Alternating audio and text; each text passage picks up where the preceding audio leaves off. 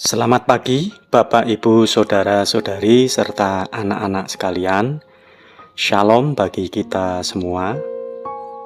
Meskipun kondisi masih penuh keterbatasan karena pandemi corona yang berada di sekitar kita, tetapi semoga kita senantiasa diberi kesehatan dan perlindungan dari Tuhan.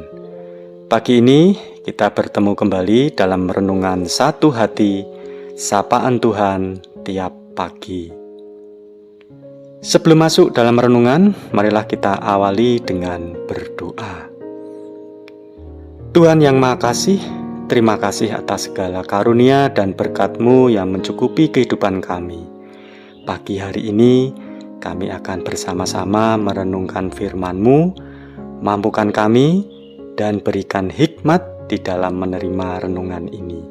Dan biarlah firman-Mu pagi hari ini menguatkan iman dan fisik kami sebelum kami menjalani aktivitas maupun kegiatan kami pada hari ini. Terima kasih Tuhan. Amin. Bacaan yang melandasi renungan pada pagi hari ini diambil dari kitab Galatia 6 ayat 1-3 dan akan dibacakan oleh Vino, salah satu murid praremaja GKJ Condong Catur. Monggo, Mas Vino. Bacaan firman Tuhan pagi ini terambil dari Galatia 6 ayat 1-3. Saudara-saudara, kalaupun seorang kedapatan melakukan suatu pelanggaran, maka kamu yang rohani harus memimpin orang itu ke jalan yang benar dalam roh lemah lembut, sambil menjaga dirimu sendiri supaya kamu juga jangan kena pencobaan. Bertolong-tolonganlah menanggung bebanmu, demikianlah kamu memenuhi hukum Kristus. Sebab kalau seorang menyangka bahwa ia berarti, padahal ia sama sekali tidak berarti, ia menipu dirinya sendiri. Demikian firman Tuhan. Terima kasih Mas Vino. Tema pada renungan pagi hari ini adalah gotong royong. Bagi orang Indonesia, gotong royong bukan suatu hal baru. Gotong royong adalah sebuah sikap yang harus menjadi prinsip hidup kita sebagai warga negara Indonesia. Saling membantu, saling mendukung, dan bekerja sama untuk kebaikan bersama. Sayangnya, warisan leluhur terpuji ini nyaris punah ketika gaya hidup hedonis dan individualis hadir saat ini.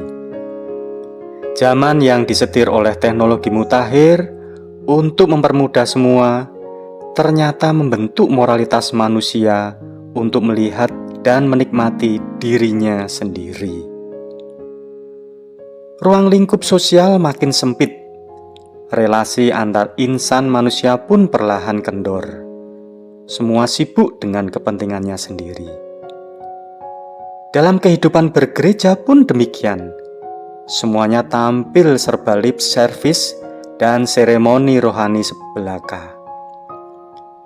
Kita tahu bahwa salah satu pergumulan khas dari jemaat Kristen mula-mula adalah gontok-gontokannya anggota jemaat yang berasal dari Yahudi dengan mereka yang berasal dari Yunani. Padahal sama-sama pengikut Kristus. Mereka itu saling mengejek, menjatuhkan, saling tidak peduli dengan sesama dan yang lain, yang akhirnya membuat mereka hidup dalam ancaman perpecahan dalam tubuh jemaat itu sendiri. Bayangkan saja Bapak Ibu Saudara, bila satu jemaat, siapapun itu, mengalami pergumulan yang seperti ini, nyamankah kita bersekutu dan beribadah? Rasul Paulus mengajar kita bahwa jika kita ingin memenuhi hukum Kristus Yesus, maka kita harus bertolong-tolongan menanggung beban. Jangan saling mengejek dan menjatuhkan. kita harus saling membantu. Dengan tolong-menolong antar sesama, utamanya antar sesama anggota jemaat, dalam melayani firman Tuhan, maka implementasi hukum Kristus semakin nyata bagi banyak orang. Dengan berpegang pada undangan Yesus Kristus, bagi yang berbeban berat, kita belajar dari surat penggembalaan Paulus kepada jemaat Galatia. Saat itu, kehidupan jemaat Galatia sangat egois dan individualis. Mengantisipasi kemungkinan terjadi perpecahan, Paulus menawarkan suatu lingkup sosial yang baru untuk menampung mereka semua dari berbagai latar belakang.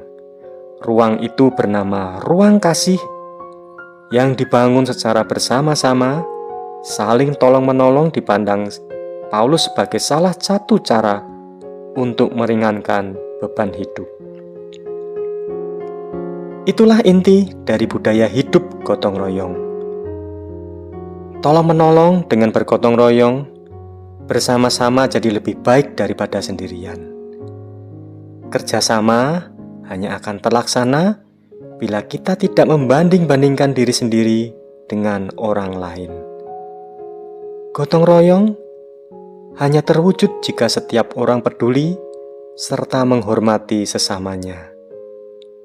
Paulus bahkan menasihati umat Tuhan yang ada di Galatia dengan menuliskan, "Bertolong-tolonganlah menanggung bebanmu. Demikianlah kamu memenuhi hukum Kristus." Mari kembali bergotong royong dalam bermasyarakat. Berhentilah menggunjingkan yang berdosa. Pedulilah pada orang-orang di sekitar kita. Tahanlah diri kita untuk menghakimi orang lain. Apalagi jika tak dapat membuktikan kabar berita yang beredar tentangnya. Ingat, kita adalah pengikut Kristus. Bapak, Ibu, saudara-saudari yang terkasih dalam Tuhan Yesus, meski saat ini kita berada di era kekinian yang semuanya berbasis digital, budaya gotong royong mesti tetap dipertahankan. Jangan sampai punah. Zaman boleh bertambah maju, tetapi cara hidup kasih mengasihi, tolong-menolong antar sesama umat manusia perlu dilestarikan dan diregenerasikan. Mempertahankan budaya gotong royong bertujuan demi kebaikan dan kecukupan bersama. Sebab disinilah kita memenuhi arti hidup kasih. Semoga kita selalu dimampukan untuk hidup saling menolong dengan siapapun dan membangun budaya gotong royong dalam kehidupan, baik dalam keluarga, bergereja, maupun dalam bermasyarakat. Itulah wujud nyata pengikut Kristus. Tuhan memberkati. Amin. Mari kita tutup renungan pagi ini dengan berdoa. Terima kasih Tuhan atas penyertaan-Mu di dalam kami merenungkan firman-Mu hari ini. Ingatkan kami ya Tuhan untuk selalu memupuk budaya gotong royong dan saling menolong dalam kehidupan berkeluarga, bergereja maupun dalam bermasyarakat. Meskipun terkadang ada hari-hari yang terasa berat untuk menolong orang yang rasanya tak pantas ditolong, tapi mampukanlah kami oleh kuasa kasih-Mu ya Yesus, mampukan kami. Selepas ini, kami akan melaksanakan kegiatan kami sehari-hari, iringi dan pimpin kami agar semua kegiatan kami penuh berkah dan anugerah. Terima kasih Tuhan. Amin.